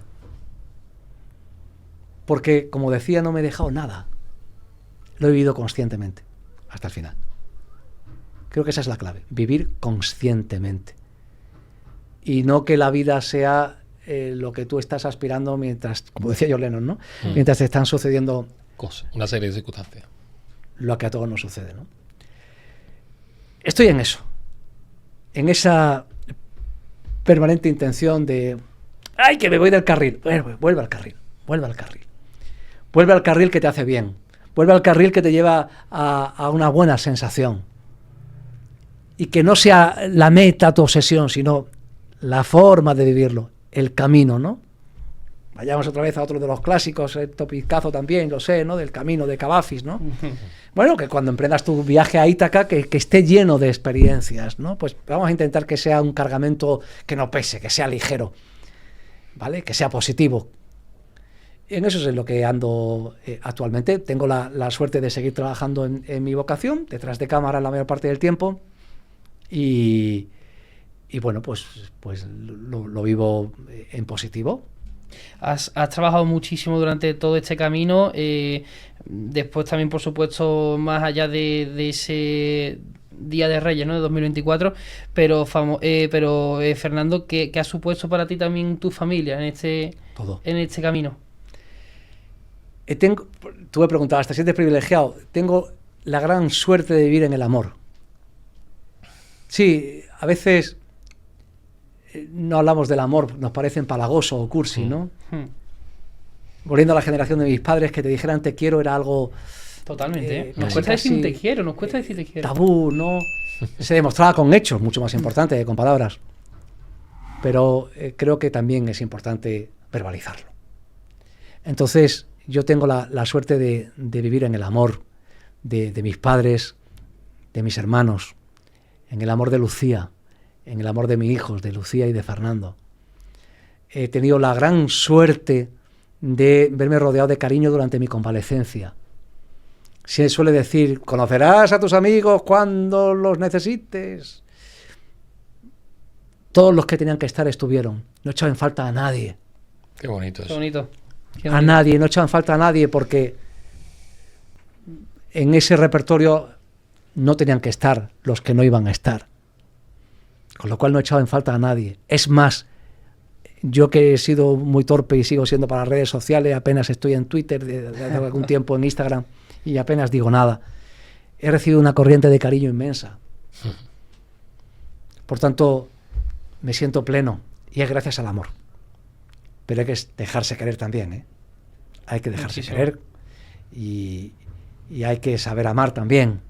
Y no es fácil. No es fácil. Porque el egoísmo está ahí y esa es seguramente la antítesis del amor, ¿no?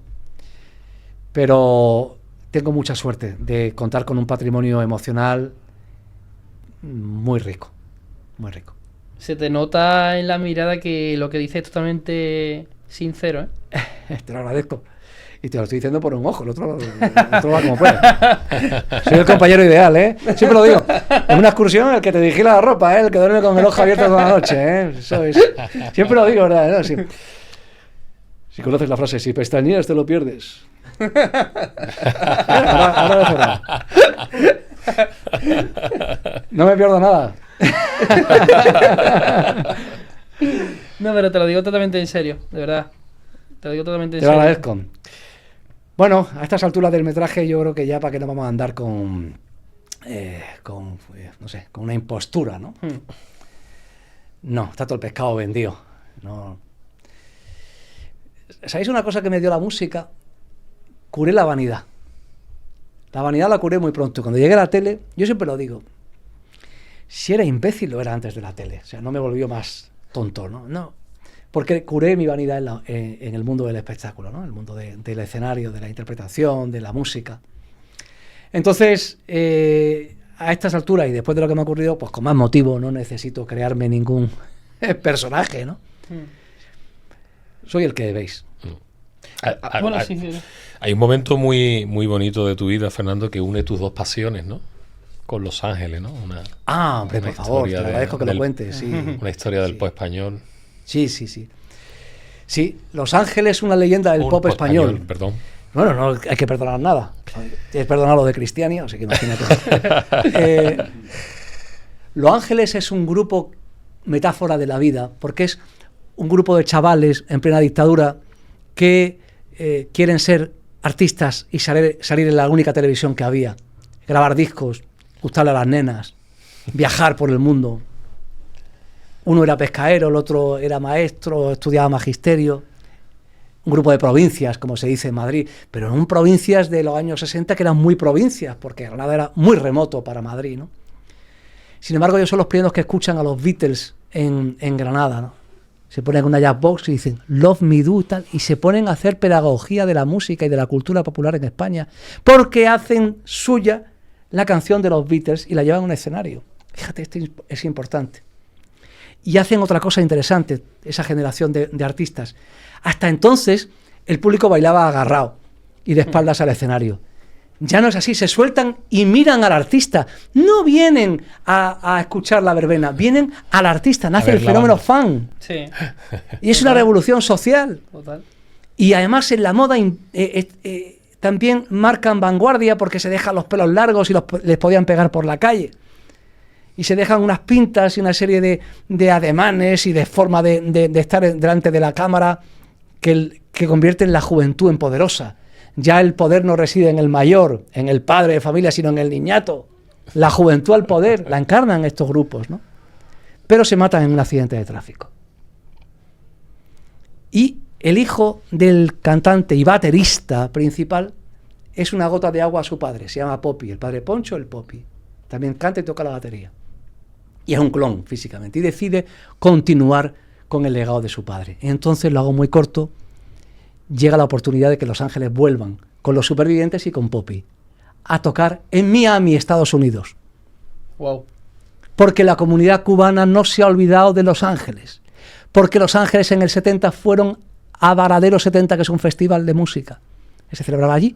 Porque el régimen de Castro abre un poco las barreras para que entren las corrientes modernas y aquella juventud somatiza el pop español como libertad. Aunque hablaran de te quiero, te adoro, te compro un loro, da igual, esas canciones le suenan a libertad. Cuando esa juventud emigra a Estados Unidos, se lleva como cualquier persona sus recuerdos, la música entre ellos, ¿no?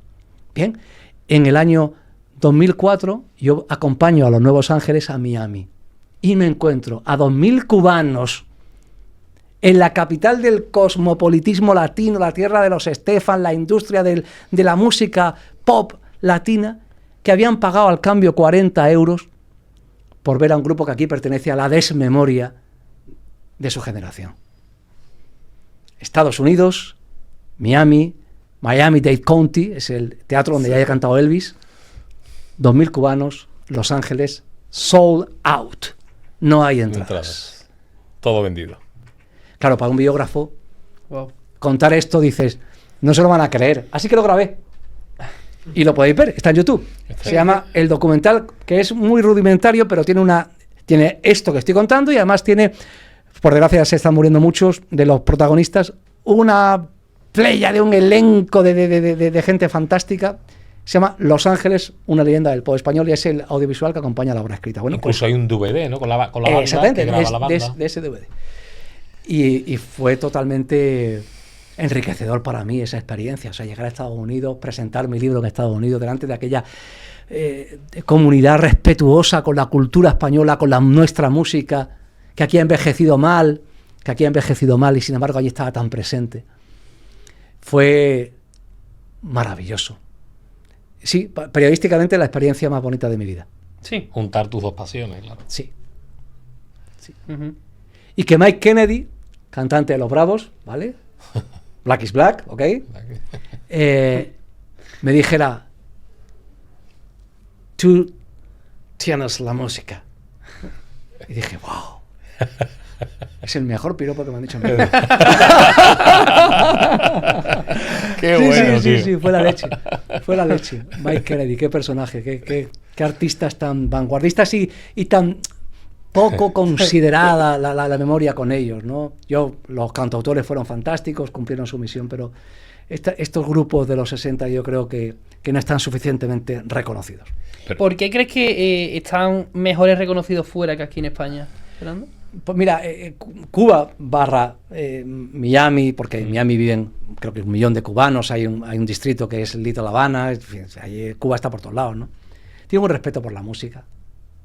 Tiene un respeto por la música extraordinario. De hecho, si tú te metes en los comentarios de este documental en YouTube, la mayoría son seguidores de Honduras, de Estados Unidos, de México, de Perú, de Argentina, de Brasil. ¿Sabes? Hay un respeto por la música que yo creo que aquí no se ha tenido a esa altura. Y muchos de los artistas de los 60 españoles, si hubiesen nacido, siento decirlo, pero así lo considero, en otro país tendrían pues un nivel de admiración y de respeto o siquiera de conocimiento mucho mayor, sí. Fernando, centrándonos en tu tierra, en Granada, ¿qué tiene Granada? Que ha sacado el agua. ¿Cuántos artistas? Tantos artistas, tantas bandas. Granada es Miguel Ríos, Los Ángeles, Gelu, cantaba una cantante de baladas, cantante romántica fantástica, una voz extraordinaria que recordaba la de Mina. Luego ya por ir a muy conocidos, ¿no? Carlos Cano, Enrique Morente y toda la saga, Estrella. Pero es que no me quiero dejar seguro que me olvido y meto la pata, ¿no? Pero en los 80, pues 091, ya cuento antes, ¿no? 091, La Guardia, Lagartija Nil, Los Planetas, los grupos, los Niños Mutantes, en fin. Contemporáneamente están los Lori Meyers. Los Lori Meyers, que han bebido mucho en la Fuente de los Ángeles, y me gusta mucho este grupo. En fin, en todas las décadas, sea en la parte comercial o en la parte vanguardista o alternativa de la música, siempre hay un artista granadino. Ahora en las músicas urbanas también tienes la música indie, por supuesto, pero la música también urbana, el Psycho, en fin. Psycho, eso siempre hay algo. Lola Índigo, la Índigo, efectivamente. No sé si es el agua, como decían, del Avellano, que es una fuente No creo. Yo pienso que tiene que ver con los estímulos que hay alrededor de los que antes hablé, ¿no? Sí. Que en Granada te puede resultar ser artista menos difícil que en otra ciudad, creo yo, ¿no? Por el entorno que hay. Me acuerdo de un reportaje en el diario El País en los años, no sé si en los años 80 o 90, que decía que Granada era de las ciudades en aquel momento con más grupos de música proporcionalmente, ¿no? Por habitante de España, junto con Madrid o algo así, ¿no? O sea, hay una generación constante que se retroalimenta de lo que concierne a la música, ¿no? Y que siguen, de hecho. Sí. Lugar de inspiración, Lugar de puede inspiración. ser. Totalmente, yo creo que sí.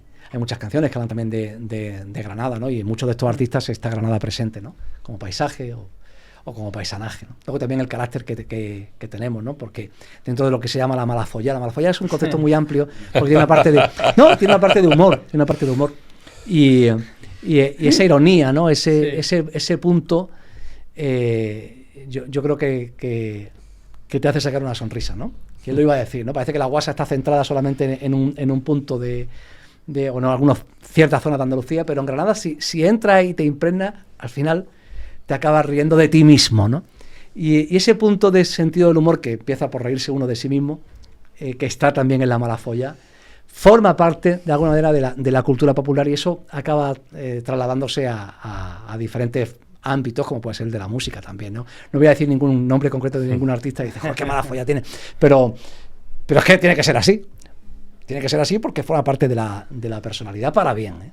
Me está encantando, Carlos, una cosa, y es que estamos llegando, digamos, por así decirlo, al final de lo que es el episodio. Todavía queda varias secciones que tenemos preparado que yo creo que te han gustado bastante, Fernando. Pero es verdad que hemos empezado hablando de Granada y estamos acabando con Granada. Es decir, hay un círculo que estamos haciendo y que me parece... Ese círculo que decía Fernando... Maravilloso, ¿eh? Pero yo no me he empeñado, ¿eh? Mira, yo he querido hacer Imbatibles en Málaga, Sí. que es la ciudad donde yo creo que crecí profesionalmente de una manera muy especial.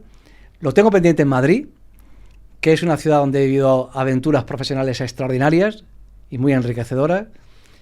Granada es mi tierra, pero Sevilla es donde han crecido mi hijo, donde ha nacido mi niño Fernando, donde está mi residencia hace 25 años, que yo me haya movido a otros sitios.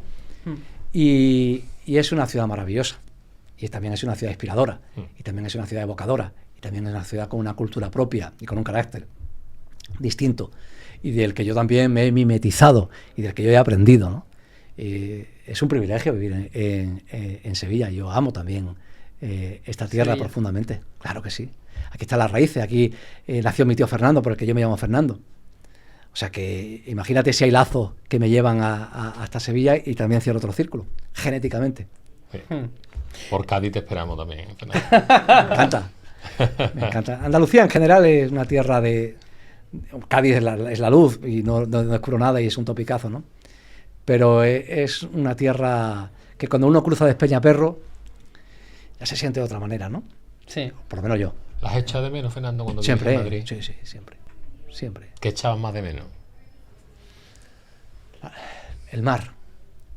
Fíjate que en las ciudades de interior de Andalucía, no sé cómo poder definirlo, pero en Sevilla, por su luz, porque Sevilla tiene luz de mar, de su mar, no del grupo político. Lo he pensado.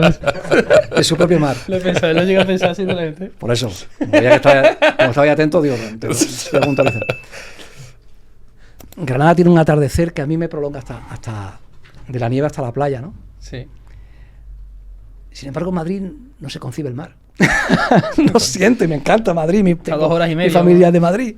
No lo veo, ¿no? Y cuando estoy en el sur, esa presencia de alguna forma la noto, la siento ahí. Yo sé que dirá, pues qué tontería, pero anda que el mar en Córdoba, pues sí, pues también, no lo sé. El mar, la luz. Es que la luz es diferente.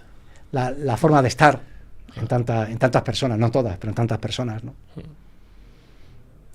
He aprendido creo que he aprendido sobre todo de muchas personas de Andalucía, ¿no? De su forma de vivir la vida. Y quizá no estuve demasiado atento. Ahora sí, estoy más atento. Sí, ¿no? ahora sí estás, ¿eh? Sí, bueno, tiene que ver con el enfoque del que estábamos hablando. Lo entienden bien, ¿no? Y fíjate, me pasó con un pastor en Jaén. Sí. En aquel hombre yo vi una luz especial y una manera de entender las cosas que me parecía admirable. Porque, no sé, iba a otro ritmo. Y ahora cuando me ocurrió la enfermedad, pensé en aquel pastor. Y en lo que me dijo acerca de vivir con calma, ¿no? Había un reloj de sol. ¿Qué te dijo exactamente, Fernando? ¿Te acuerdas? No es tanto una frase hecha, sino su actitud. Y cómo él me miraba y se sonreía, ¿no? Lo que él desprendía, ¿no? Bueno, porque me veía nervioso de alguna forma, me veía intenso, me veía acelerado, me veía... No, y él desprendía otra cosa que era mucho más positiva. Más parsimonia. Más calmado, más vivir, más respirar. Lo aprendí de ese pastor. Es verdad. Y yo, sin embargo, pues le hice una entrevista, hice una grabación y tal, y yo iba con mi prisa, con mi historia, tal y cual. Pero cuando iba en el coche de vuelta, dije, este tío sabe vivir de una forma que yo no sé vivir. Y tendrá sus problemas, sin duda, y su estrés también, ¿no? Pero... Sí. Esa forma de vivir. Te dijo sin decir nada las preguntas que no le habías preguntado. Sí. Por sí. montar la metáfora de alguna forma. Sí. Así fue. Increíble. Wow. Carlos, yo creo que llegó el momento, ¿no? Sí. Llegó el momento. ¿Quieres hacer tú los honores o...? Bueno, porque sí. a ti sí te da muy bien el momento Who. El momento Who. El momento Tenemos Who se te da muy bien. 2 secciones cuando viene cualquier invitado, Fernando, haciendo honor a nuestro nombre, el Who, ¿no? Una palabra que utilizamos mucho, incluso cuando nos pasa algo, alguna anécdota, decimos, lo que nos ha pasado, ¿no? O de la que me he librado, ¿no? ¿Qué momento Who has vivido en tu vida que hayas dicho tú, madre mía, algo vergonzoso que no hayas contado? Anecdótico. Mira, yo no sé si al contar esto... Mira, o sea, hoy vas a contar todo, ¿eh, Fernando? Bueno, hostia, a gusto y... Oye, esta faceta de vocalista de Cristiania. Demasiadas exclusivas hoy, Fernando, demasiadas exclusivas. A ver, en una ocasión en Madrid, no voy a decir en qué acto, ¿vale? Vale.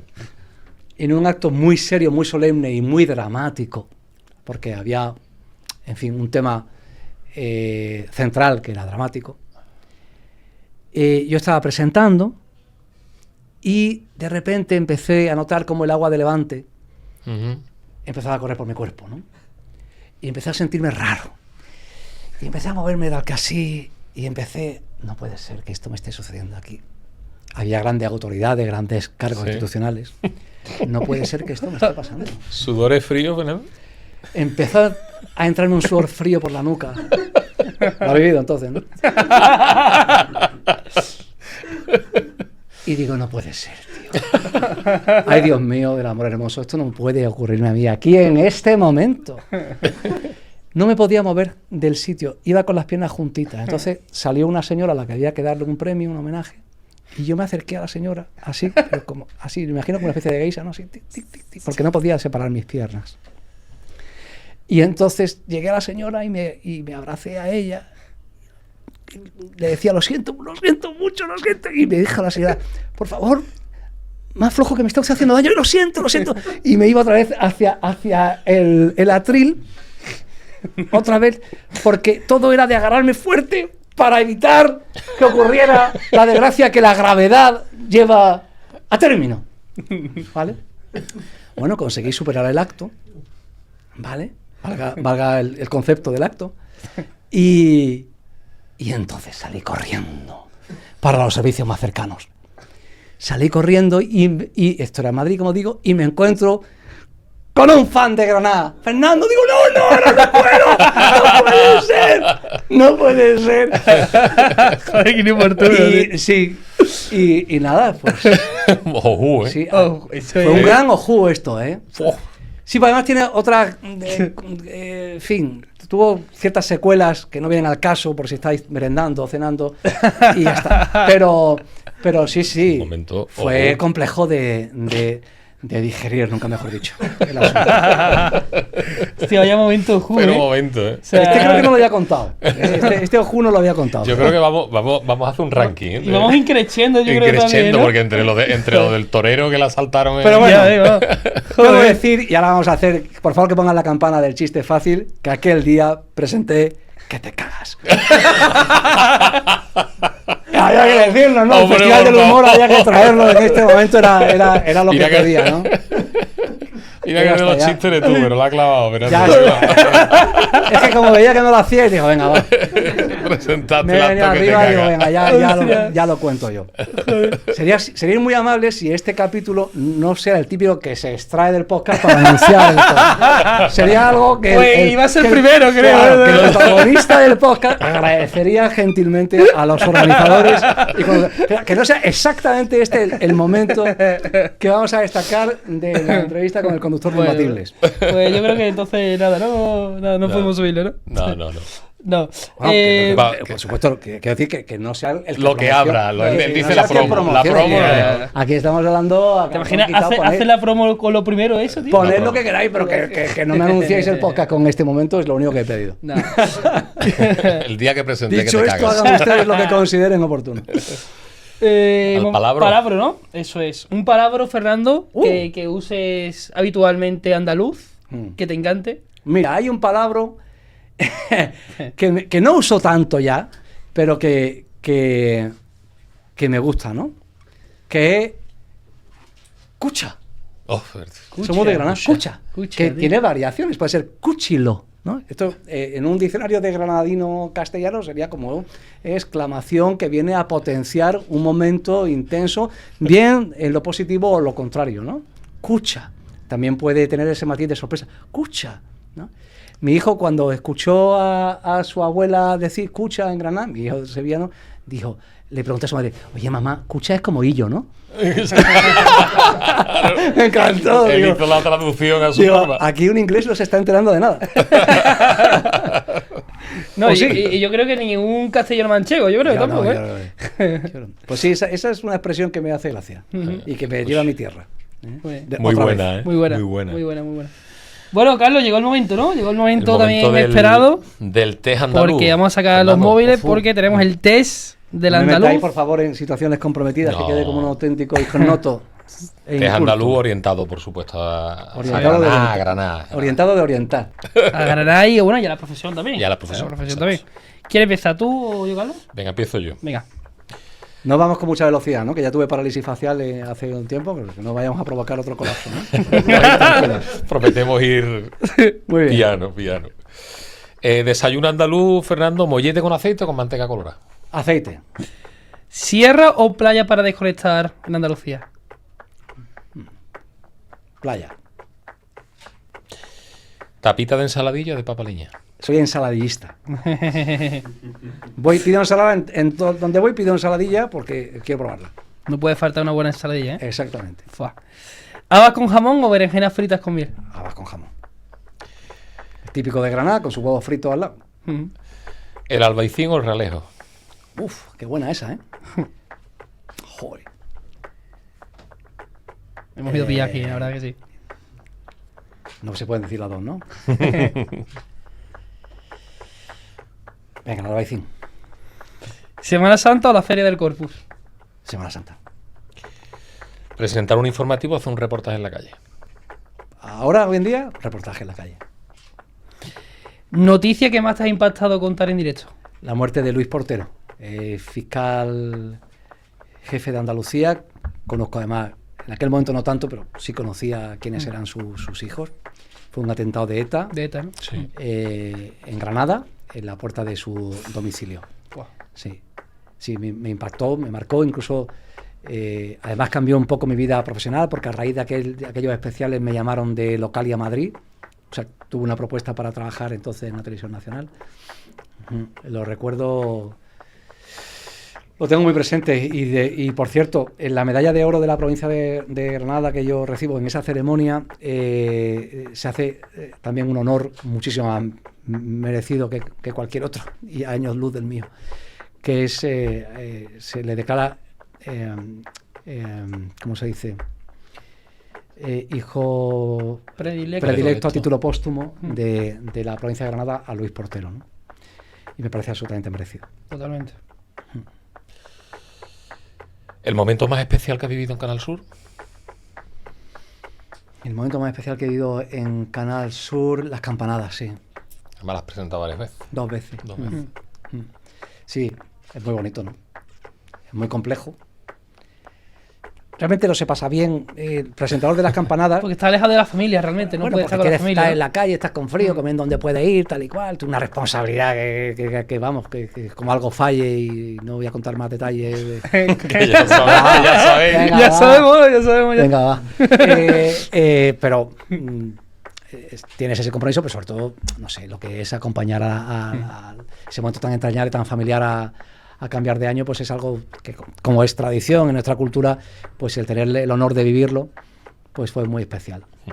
Además hice la entradilla previa a esa Nochevieja, hice la entradilla más chula de mi vida, gracias a los compañeros, porque la televisión es un trabajo de equipo, como este. Y fue muy bonito porque los drones no estaban todavía no estábamos tan habituados a los drones como ahora. Sí. Y un dron, yo estaba en el patio de los Leones de la Alhambra, y un dron, y yo decía algo así como, no se me ocurría otro mejor sitio que traerte al paraíso. Y entonces el dron se iba al cielo y sacaba la Alhambra y Granada desde el cielo, ¿no? Qué chulo. Y yo ahí chiquitito. Sí, eso fue, digamos, un programa previo a la retransmisión. Sí, esos fueron momentos muy especiales. Wow. Qué guay.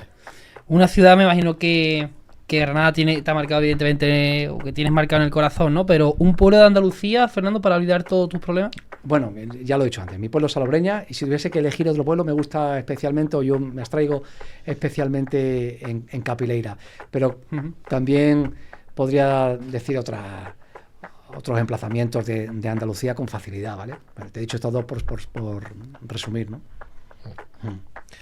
Una canción en Bolonia, perdona, en Bolonia, cada vez que voy a la duna de Bolonia y voy ahí al pueblo de Bolonia, es uno de los sitios más espectaculares que uno puede conocer, por lo menos en mi caso. Perdón. Fernando, una canción que te levante el ánimo.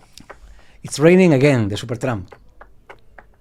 Esa me gusta mucho. Me trae nostalgia, pero cuando suena, me vengo te arriba. viene arriba. Sí. Fernando, ¿qué tiene el carácter andaluz que nos hace diferente? Pues yo creo que la alegría en gran medida, que puede ser un tópico, el desdramatizar según qué cosas, es un rasgo que yo he detectado común a muchos andaluces, ¿no? Ese reenfoque, esa capacidad de darle una vuelta a las cosas, es algo que yo he detectado con más facilidad en Andalucía. No quiero decir que en otras latitudes no lo experimenten igual o mejor, pero yo, de forma predominante, las entrevistas que a lo largo de mi vida he hecho, pues he percibido sobre todo esa capacidad, ¿no? De afrontar el mal tiempo con buena cara. Que no es resignación, ¿eh? No es resignación, es adaptación. ¿Granada es para ti? Granada es mi madre. Qué bonito. ¿Y Sevilla tu padre? Sevilla es mi amiga. Tu amiga. Mi amiga del alma. ¿Y Andalucía, Fernando, es para ti? Una forma de estar. Una forma de estar ante la vida. Fernando, ¿te la has pasado bien? Wow. Tengo los vellos de punta ahora mismo, te lo juro, tío. Tengo los vellos de He punta. hecho un rato muy agradable. Te la has pasado bien, lo importante. He contado más de lo que debería. Demasiado exclusiva, Fernando, demasiado exclusiva hoy. Demasiado exclusiva. No, lo digo en broma. Lo importante es eso, que hayas estado a gusto. He estado a gusto y encantado. A los andaluces que conocí cuando la erupción del volcán de La Palma, sí, al hilo de lo que antes hablábamos, ¿no? Recuerdo a un padre, creo que era de Cádiz, o de un pueblo de Puerto Real, no me acuerdo ya, que me perdone, no me acuerdo exactamente de dónde era oriundo, pero sí, era de la provincia de Cádiz. La lengua de lava estaba lejos todavía, pero la sensación, y sobre todo de noche, que se les venía encima. Y le pregunté al niño, al crío, Digo, oye, ¿y tú qué piensas de todo esto, no? Y dice, que voy a pensar que mi padre nos va a salvar. Y mira a su padre, en ese momento me contuve y tal, luego nos dimos un abrazo. Y dije, qué bonito es, en las circunstancias más difíciles de la vida, tener la confianza del amor. Y eso, amigos, es el mayor patrimonio que se puede tener en la vida. Así que si tenéis la suerte de contar con semejante patrimonio, guardadlo bien. Qué valor tan importante lo que acaba de decir, Fernando. Eso lo dijo el niño al padre. Bueno, a mí. Wow. Joder, qué final. Hemos dejado en alto, que entren los créditos. Fernando, muchísimas gracias de verdad por... Ha sido por una gozada, un aquí. placer. Gracias a vosotros, de verdad, y os deseo lo mejor. Aquí recientemente creo que ha estado un compañero, Modesto Barragán, Sí. correcto, Sí. que tiene mi admiración, que es alguien al que admiro, al que aprecio, y cuando me dijeron que había venido Modesto, digo, bueno, pues entonces, será que no pica y allí, ¿no? Ha sido un placer. Gracias, de verdad, y enhorabuena por el trabajo que hacéis. Fernando Díaz de la Guardia, 1.000.000 de gracias y hasta pronto. A vosotros siempre.